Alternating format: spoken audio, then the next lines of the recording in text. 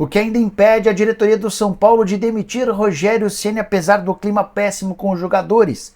Vídeo de hoje do canal do Nicola traz detalhes sobre essa história e fala também sobre o Palmeiras com o sinal de alerta ligado pela falta de reforços. No Corinthians, Fernando Lázaro tem defensores importantes. Quero te explicar também essa história e falar sobre o Vasco eliminado da Copa do Brasil, notícia que fez Grêmio e Cruzeiro se darem bem. Tudo sobre o sorteio da Libertadores da América, as últimas do mercado, incluindo o Flamengo e vários outros clubes. Tenho certeza que você vai curtir esse vídeo. Antes, deixa eu só me apresentar. Sou Jorge Nicola, jornalista esportivo, e a missão por aqui é te contar as últimas do mercado, bastidores, finanças e muito mais. Para não perder nada, só apertar esse botãozinho vermelho de inscreva-se. Se você ainda não é inscrito, se inscreve e ativa as notificações para receber todos os vídeos. Combinado? Bora pedir também para você deixar like se curtir. Todo esse conteúdo é um oferecimento de Parimatch, a casa de apostas que é a patrocinadora master do Botafogo e patrocinadora oficial do Paulistão. Queria contar para vocês que as minhas duas últimas apostas deram muito certo na Parimatch. Acabei faturando mais de R$290 porque Botafogo e Brasiliense ambos marcaram e porque no jogo entre São Paulo e Água Santa a gente teve menos de 1,5 gols. Para esse final de semana vou apostar no Paulistão, será uma aposta tripla. Imaginando a vitória do Mirassol contra o Guarani nessa sexta-feira, a vitória do Palmeiras contra o Ituano no domingo e menos de 2,5 gols entre Água Santa e Red Bull Bragantino na segunda-feira. Cotação bem legal de 4,51, estou colocando R$100 para voltarem R$451. Para apostar na Parimatch é super simples, é só pegar o link que está no comentário fixo ou apontar seu telefone celular para o QR Code na tela. Importante lembrar que na Parimatch você tem o menor depósito do mercado, é possível apostar a partir de R$1. Isso sem falar em toda a comodidade, segurança e atendimento 24 horas por dia, 7 dias da semana. Dá também para você usar o aplicativo no seu telefone celular para não perder nenhuma boa aposta.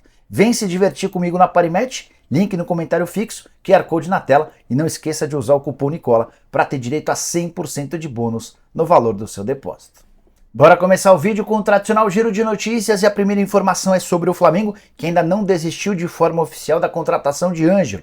Na semana passada o atacante disse que só pretende deixar o Santos para jogar na Europa. A nova estratégia do Flamengo é aguardar pelo jogo de domingo contra o Vasco, semifinal do Campeonato Carioca, para fazer uma última tentativa. Se o Ângelo de fato não topar, aí o Flamengo parte em busca de um outro atleta. Bora falar sobre Eduardo Sacha, atacante que pertence ao Atlético Mineiro e é alvo do Vasco e também do Bahia. O Galo já deixou claro que não topa emprestá-lo e a pedida para negociar em definitivo o jogador de 31 anos é de €1 milhão ou R$5.500.000. Quero contar também que o Fortaleza está de olho em Gabriel Barros, jogador camisa 10 do Ituano no Campeonato Paulista, atleta que já foi cobiçado pelo Botafogo em janeiro e mais recentemente pelo Santos. Peixe fez proposta de empréstimo ao Ituano. O time de Itu disse que só tem a intenção de negociar o Gabriel Barros em negociação em definitivo. Para fechar o giro de notícias, contar que Piquerez foi convocado pela seleção uruguaia e vai estar na data de março vestindo a camisa da sua seleção. Quero contar ainda que Jorge Jesus foi eliminado da Liga Europa, derrota. O time dele até venceu 1-0 o Fenerbahçe em cima do Sevilla. Como havia perdido por 2-0 na rodada anterior na Espanha, o time está eliminado. E o Jesus chamou mais uma vez a atenção por causa de uma declaração polêmica. Ele disse o seguinte, abre aspas: não tem verdade esportiva no futebol turco. Não é ganho dentro de campo, seja quem ganhar. Fecha aspas. A impressão que se tem é que o JJ tem causado para tentar facilitar ou forçar o mais rápido possível a sua saída do Fenerbahçe. Encerrando o giro de notícias, contar que o Curitiba convidou Arthur Moraes, ex-goleiro, para atuar como executivo da SAF. Curitiba dando seus passos finais para se transformar num clube empresa, e a empresa que está adquirindo a SAF do Coxa tem relação com o Roberto Justus. Quero contar ainda que a minha Portuguesa vai sofrer um desmanche sem precedentes. 21 atletas têm contrato com a Lusa, se encerrando nos próximos dias. Os únicos com contrato até o fim da temporada são o Tomazella, o Patrick, o Hudson, o Misael e o Paraíso. A saideira do giro de notícias, o CSA venceu o Brusque por 1-0. Dessa maneira, não há mais times catarinenses na Copa do Brasil. Hora de falar sobre Libertadores da América, começando com a informação triste para o torcedor brasileiro. O Fortaleza perdeu mais uma vez para o Cerro Porteño nessa quinta-feira no Paraguai, 2-1. Já havia perdido na partida de ida em casa por 1-0. Dessa maneira, está eliminado da Libertadores, vai ter de se contentar em jogar a Sul-Americana. E com a passagem do Cerro para a fase de grupos, a gente já tem os potes. Vai haver um sorteio no dia 27 de março na sede da Conmebol, na cidade de Luque, no Paraguai, para definir como é que ficam os grupos. É importante lembrar que a fase de grupos começa em 4 de abril e se encerra em 29 de junho. Os brasileiros estão divididos da seguinte maneira nos potes. Pote 1 tem Flamengo, River Plate, Palmeiras, Boca Juniors, Nacional do Uruguai, Atlético Paranaense, Independente Del Valle e Olímpia do Paraguai. Pote 2 com Libertad, Atlético Nacional da Colômbia, Racing, Corinthians, Colo-Colo, Inter, Barcelona de Guayaquil e Fluminense. Pote 3 com Bolívar, Strongest, Melgar, Alianza Lima, Argentino Júniors, Metropolitanos, Alcas e Monagas. Já no pote 4, Liverpool do Uruguai, Nublense, Pereira, Patronato, Independente Medellín, Atlético Mineiro, Cerro Porteño e Sporting Cristal. O que eu quero contar para vocês a respeito da fase de grupos? É importante que você saiba que se o seu time brasileiro está na Libertadores, ele não pode pegar um outro clube brasileiro na fase de grupos, exceção se o confronto for contra o Atlético Mineiro. É que o Galo vai no pote 4 de times que vêm também da pré-Libertadores e por conta disso abre-se uma exceção. Então, se você torce, por exemplo, pelo Flamengo, pelo Palmeiras, pelo Corinthians, a única chance de pegar um brasileiro no seu grupo é o Atlético Mineiro. Repetindo, sorteio marcado para o dia 27 de março, definição da fase de grupos, e aí a partir daí a gente vai ter ideia de quem vai ter dificuldade, quem deve passar com facilidade por essa competição. Fase de grupos que rende 3 milhões de dólares a cada participante, prêmio pago pela Conmebol, e cada vitória durante a fase de grupos assegura mais 300 mil dólares. Bora falar agora sobre Pedro Raul, atacante do Vasco, que se transformou no grande vilão da eliminação cruzmaltina para o ABC. Sim, o Vasco caiu para o time potiguar em São Januário, empate no tempo normal em 0-0 e derrota nos pênaltis por 6-5. Por que o Pedro Raul mais uma vez foi o vilão?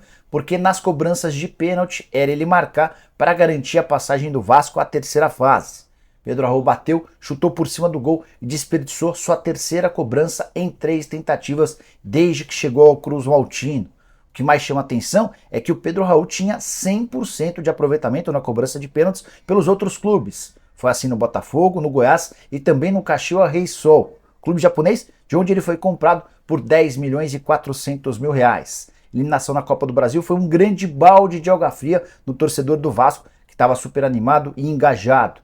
O Vasco deixa de faturar 2 milhões e 100 mil reais pela não passagem à próxima fase e vai ter uma competição importante a menos na busca por títulos ao longo da temporada. O pênalti decisivo convertido pelo ABC foi anotado por Wellington Reis. Uso o espaço para comentário, estou curioso para saber a sua opinião, quem são os culpados e o tamanho do peso dessa eliminação no Vasco da Gama. Bora falar sobre o sorteio da Copa do Brasil e o fato de Grêmio e Cruzeiro terem se dado super bem. Eles vindo da segunda divisão, na teoria, cairiam no pote 2. O pote bem mais complicado porque só vai pegar adversários importantes do pote 1. Primeiro, recapitulando para você entender direitinho. A Copa do Brasil encerrou a segunda fase e a partir da terceira fase ela passa a contar com os clubes que estão na Libertadores. Tem também o vencedor da Copa Verde, vencedor da Copa do Brasil, enfim. É uma nova fase que vai contar no pote 1 com favoritos e no pote 2 com times com menos tradição ou que ocupam uma posição inferior no ranking. O Grêmio e o Cruzeiro, na teoria, ficariam nesse pote 2, mas por causa das eliminações do Vasco, do Cuiabá, do Goiás e do Red Bull Bragantino, o Grêmio e o Cruzeiro foram alcançados ou foram levados ao pote 1, que faz com que, na teoria, eles tenham um confronto mais tranquilo na terceira fase da Copa do Brasil. Pote 1 contra pote 2. O pote 1 vai contar com Flamengo, Palmeiras, Atlético Paranaense, Atlético Mineiro, São Paulo, Fluminense, Fortaleza, Corinthians, Santos, Inter, Grêmio, América, Bahia, Botafogo, Cruzeiro e Curitiba. No pote 2, Sport, CRB, CSA, Remo, Náutico, Tombense, Brasil de Pelotas, Paysandu, ABC, Ituano, Botafogo de Ribeirão Preto, Volta Redonda, Ipiranga, Nova Iguaçu, Maringá e Águia de Marabá. Quero falar agora sobre o que ainda segura Rogério Ceni no São Paulo. O clima é muito ruim para o Rogério Ceni. No fim do ano passado, ele já tinha o filme queimado com os atletas. O que o São Paulo fez? Dispensou 12 jogadores, entre eles vários com os quais o Rogério tinha problemas. Naruel Bustos, Patrick, Nicão, Miranda, Reinaldo, entre outros. A ideia era reformular o elenco porque o São Paulo confiava no Rogério Ceni. Em pouquíssimo tempo, menos de 3 meses, na temporada de 2023, o Ceni já conseguiu causar mais problemas com membros da comissão técnica, com dirigentes e especialmente com jogadores. A gota d'água se deu nessa semana, quando o Marcos Paulo fez postagens cornetando, falando mal do Rogério Ceni. Rogério esculhambou o Marcos Paulo, mas foi extremamente agressivo com ele numa reunião que contou com a presença dos atletas. Os jogadores não gostaram, reclamaram do Rogério Ceni, que falou ainda mais alto para todos os outros jogadores. Os atletas levaram essa questão para o departamento de futebol, especificamente para o presidente Júlio Casares. E o clima ficou praticamente insustentável. Há muita pressão pela demissão do Rogério Ceni. Essa pressão existe dentro da diretoria, dentro da comissão técnica e especialmente entre jogadores. Hoje, o presidente Júlio Casares está decidido a não demitir o Rogério Ceni, apesar de todo esse movimento. O que segura o Rogério Ceni nesse momento? Primeiro motivo, a falta de coragem dos dirigentes para avisar, para comunicar ao Rogério da demissão. Não só para comunicar e depois aguentar todas as consequências da torcida, parte dela gosta ainda do Rogério Ceni, e das organizadas que defendem a permanência do treinador. Segundo ponto, quem vai substituir o Rogério? O nome do Dorival ganha força dentro do tricolor, mas o presidente Júlio Casares e seus assessores no futebol não confiam tanto, não estão tão animados com a possibilidade de substituir o Rogério pelo Dorival Júnior. O terceiro e último ponto, que ainda joga a favor do Rogério Ceni, o valor da multa rescisória. Ele teria direito a 2 salários. Como ganha 800 mil por mês, São Paulo seria obrigado à quitação de R$1.600.000. Posso garantir para vocês que, apesar de tudo que aconteceu nos últimos dias, Rogério Ceni só será demitido em caso de um fato novo. Mesmo diante de todos os problemas recentes, ele está mantido no cargo. Bora falar sobre o Corinthians.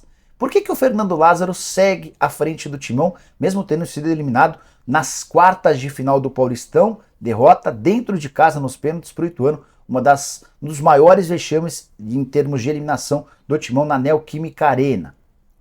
A grande verdade é que o que segura hoje o Fernando Lázaro são os atletas, os líderes do elenco. E aí a gente precisa voltar no momento em que o VP deixou o Corinthians.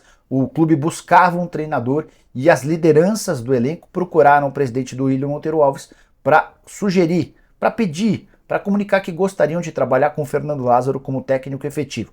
O Lázaro era só um auxiliar e a partir desse pedido dos atletas, o Duílio amadureceu a ideia e foi de forma contrária a Alessandro e Roberto de Andrade. Eles não queriam o Fernando Lázaro, o Duílio bancou o pedido dos jogadores e efetivou o treinador. Pois bem, depois desse desempenho ruim no Campeonato Paulista, a pressão existiu, os dirigentes que já não queriam Lázaro lá atrás continuam insistindo pela contratação de alguém mais forte, com mais nome, mas os atletas mais uma vez bancaram a permanência do Lázaro. Eles entendem que o clima é muito bom, que o Lázaro sabe comandar o time, é capaz de fazer com que o time evolua no restante da temporada, e o Duílio, até para não comprar briga com o restante do elenco, decidiu dar a permanência ao Lázaro. Que me parece, é só uma opinião, algo bastante equivocado. O Lázaro pode ser muito promissor, ter bastante conhecimento, mas não me parece hoje pronto para comandar um time da grandeza do Corinthians, com uma folha próxima a 20 milhões de reais. Os próximos desafios do Corinthians: Campeonato Brasileiro, Copa do Brasil e Libertadores da América. Em mais ou menos 25 dias, o Timão, com a permanência do Lázaro, desperdiça a chance de uma segunda pré-temporada com outro treinador. Bora falar agora sobre o Barcelona, que decidiu mandar um olheiro, um observador ao Brasil, mais especificamente a times paulistas em busca de revelações. De acordo com o UOL, esse observador do Barça estará assistindo a Santos, Palmeiras e Corinthians nas partidas do Sub-20. A ideia é tentar descobrir, antes dos outros clubes europeus, jovens revelações desses times. Recentemente, ao longo da semana, esse observador já acompanhou a treinos do Santos e do São Paulo. Treinos ao vivo, foi liberado para estar no CT e assistiu a tudo de perto. Os jogos que ele pretendia assistir: Palmeiras e Goiás, realizado nessa quinta-feira, Corinthians e Red Bull Bragantino, ambos pelo Brasileiro Sub-20. É legal contar que o Barcelona tem a preferência da compra do Ângelo, o jogador que pertence ao Santos, mas já manifestou que não tem vontade de fechar com o Ângelo nesse momento, não entende que o Ângelo seria alguém capaz de se tornar protagonista no futebol espanhol Prometo ficar de olho nessa visita em busca de mais informações para contar para vocês se algum dos atletas analisados chamou a atenção e pode virar alvo de proposta. Bora fechar o vídeo para falar sobre o Palmeiras com o sinal de alerta ligado. Semáforo na cor amarela piscou forte no Verdão. O Palmeiras estava super confiante de que contrataria o Alan, o volante do Atlético Mineiro, até porque o Alan e seu empresário Juliano Bertolucci já haviam dado sinais de que queriam fechar com o Palmeiras. Só que nessa quinta-feira, dia seguinte à classificação do Galo para a fase de grupos da Libertadores, o Atlético mudou a postura e decidiu que não vai vender o jogador. Inclusive está tentando renovação no contrato com direito a um bom aumento salarial. O grande ponto para o Palmeiras é a busca por volantes, no plural, um primeiro e um segundo volante, acabaram se tornando urgentes, especialmente porque a janela de transferências no futebol brasileiro se encerra em 4 de abril. A gente está a 18 dias do fim dessa janela e a próxima janela por aqui só reabre em 3 de julho. Ou seja, se o Palmeiras não conseguir contratar ninguém nos próximos dias, vai passar todo o primeiro semestre sem qualquer reforço. Vale a lembrança de que o Palmeiras é o único time da Série A que ainda não contratou e que perdeu desde o fim da temporada passada 8 jogadores. A maior parte deles reservas, 2 eram titulares absolutos, o Danilo e o Scarpa, ambos vendidos ou negociados com o Nottingham Forest. O Palmeiras tem como prioridades um primeiro volante, um segundo volante e um atacante de velocidade. Já fez várias tentativas no mercado. Considerou quase todas as caras, não conseguiu chegar a acordo com outros clubes e o torcedor, e especialmente conselheiros, estão perdendo a paciência. Pode acabar sobrando para Anderson Barros, embora ele também seja vítima da política austera e de pouco investimento de Leila Pereira, a presidente do clube e uma das maiores investidoras do país. Ela está entre as mulheres mais ricas do país, dona de uma fortuna estimada, é a 5ª maior fortuna do Brasil entre as mulheres. Recentemente comprou um avião que vai ser utilizado também pelo Palmeiras no valor de 300 milhões de reais, mas na hora de contratar para o Verdão a coisa parece um pouco mais complexa. E você, o que pensa sobre a demora do Palmeiras em fechar com reforços? O quanto isso pode ser um prejuízo para o restante da temporada, lembrando que a partir de 3 de julho, quando a janela reabre, o Campeonato Paulista já terá terminado, a fase de grupos inteira da Libertadores também já terá ido para o espaço e o Verdão já vai estar na fase final da Copa do Brasil e no Campeonato Brasileiro. Estou curioso para saber a sua opinião, não esquece de deixar like, de comentar, de se inscrever no canal se você ainda não é inscrito. A gente volta à tarde com mais notícias, tem programa do Nicola a partir das 7 da noite. Abraço, tchau!